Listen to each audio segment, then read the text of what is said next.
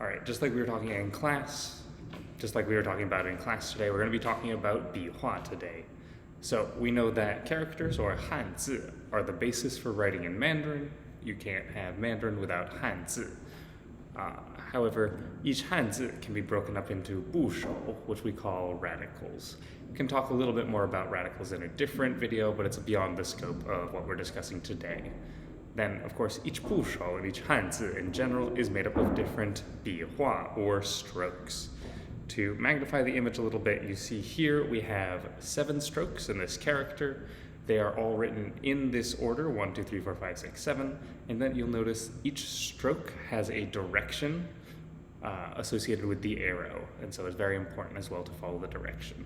The reason why we follow stroke order is really twofold. First, writing the character the same way each time helps you remember the character better, and so that you're not trying to remember a picture and then make it up from there. It's more of a you do this first, do that next, more procedural.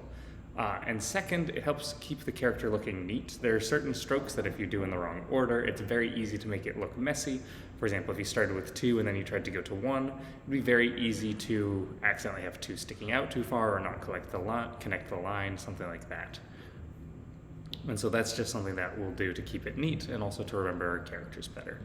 Now, in Mandarin, we went over this in class, there are 8 basic strokes, and even the more advanced strokes are actually just combinations of these 8 basic strokes. They are as follows: 点, a dot; 横, a vertical stroke; 竖, is a horizontal stroke; 竖 is our vertical stroke; 撇 starts at the top, goes down to the left. Then you have 捺, which is the opposite of 撇, it starts at the top and goes down to the right. T is our only stroke that goes up, so it starts at the bottom and goes up. It's not the most common character, but you do see it from time to time. It's not the most common stroke, but you do see it from time to time. 折 starts as a 横 and then goes down like 竖. And then 勾 is the hook at the bottom. So you might also hear people refer to 7 as 横折 because it goes horizontally and then it rotates. So for example, if you have like 2 折, it would be 横折折. 勾 as well is 竖勾, because you could also have 横勾. You have different types of hooks. A couple of meanings that are important there: 点 is a dot, 横 just means horizontal, 竖 just means vertical, 提 literally is like to pick up, 折 is to fold, so it's kind of like a fold, and then 勾, as we mentioned, is a hook. Take a moment, pause. We did this in class, but you can also take a moment to look. What are the names of these strokes in red? I'm going to give you guys a chance to pause now, try to answer the questions, then I'm going to go over them together. Okay. All right, let's go over them. So, number 1 we've given you is 点. 2, that's a vertical stroke, so it's 竖. Number 3, that starts at the top right, goes down to the left, so that's 撇. Number 4 starts at the top and then goes down to the right, that's 捺.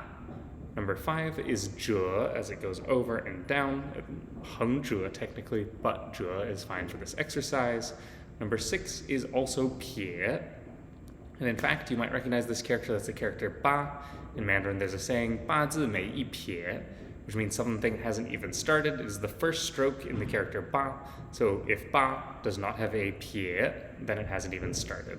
Hence the saying, 八字没一撇, or 八字还没一撇. Number 7 is also 捺. Number 8 is 横, the horizontal. Number 9 is 竖勾, or you can just write 勾 for the purpose of this exercise. And then number 10 is 提. One helpful tip to figure out if something is 捺 or 撇 or 提 is you can look at where the fat end of the stroke is. If it is at the top, that's where the brush started when we were talking about writing characters with brushes, and so that is how you know if it's going down or going up. So you'll see here for our ba character here, it's thicker here, thinner there. That's because the stroke went from top to bottom. Then it's the opposite here, it's thicker here, thinner there. That's because it went from bottom to top. All right. Another thing that's very important when you're constructing the characters is the order in which you write the strokes. So not just the direction of the strokes, but the order in which you write the strokes. This was in your handout. A couple of important things to note. You always write from the top to the bottom of the character, as is the example here. You write from left to right, so here we have two parts to this character. We start with the left part, then we write the right part. The center between the two sides, so the center goes down, then you have the two sides, that keeps things even and evenly spaced on either side. Horizontal before vertical. This is just a preference thing. I believe in Japan they do this the opposite way, but in Mandarin or in Chinese we write them horizontal before vertical. And then lastly you do, or not lastly, next you have inside before closing. So if you're not closing, you still do the inside last, but if you're closing, you do everything on the outside except the last closing part, finish the inside, then do the closing. You'll also see an example of that in the character for number 6. You do the outside first before the inside, and then you close. This is maybe not the best example because you're not doing the whole outside. Again, you're doing the outside, then the inside, then you're closing. If there's no close, then you just do the outside before the inside. And then lastly, you have pie before na. So you'll see here, we're starting at the top, then we have a hung, we go pie, and then na. So that's the right to left before left to right. Right to left before left to right. So let's take a look at a couple of characters. You'll notice that a lot of these have many different rules. So for example, which rule applies to this character? You'll notice that the strokes are being written out for you. So here you have a couple. They're going from left to right, going from top to bottom. You also notice they're going from outside to inside. You don't close the character, so it's just outside before inside. Another look at this one. This is the same character that we saw before. We have top to bottom, we have left to right, and then we have pie before na. A couple more examples here. It's simple top to bottom for san, 1, 2, 3. You also notice that each stroke is written from left to right, as we mentioned before. For this one, you'll notice that we start in the middle before we do the two sides.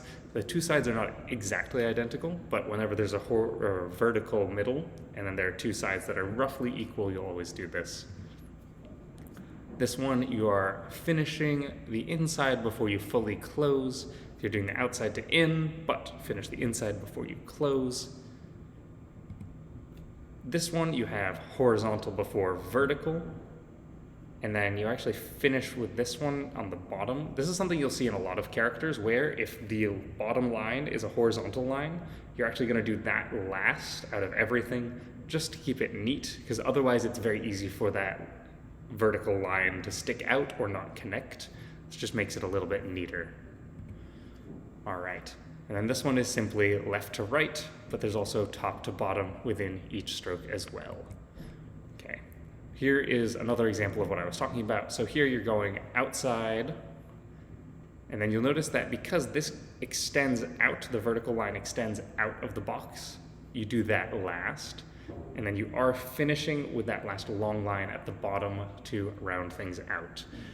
So it is pretty important to write in correct order. It is also pretty important to follow the directions of the strokes just to keep your characters neat, and I personally find it much easier to remember that way.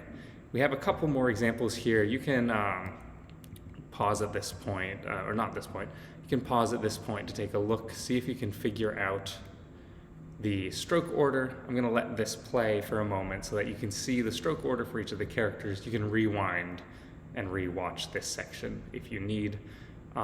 Originally, your homework was then to be figuring out how to write 老师, 朋友, and 中文 in correct stroke order. We didn't have time for the homework. No worries, we're not going to sweat that. All right, hopefully that was helpful. We'll call it here, and I'll see you guys in class or next time you watch a video. 再见.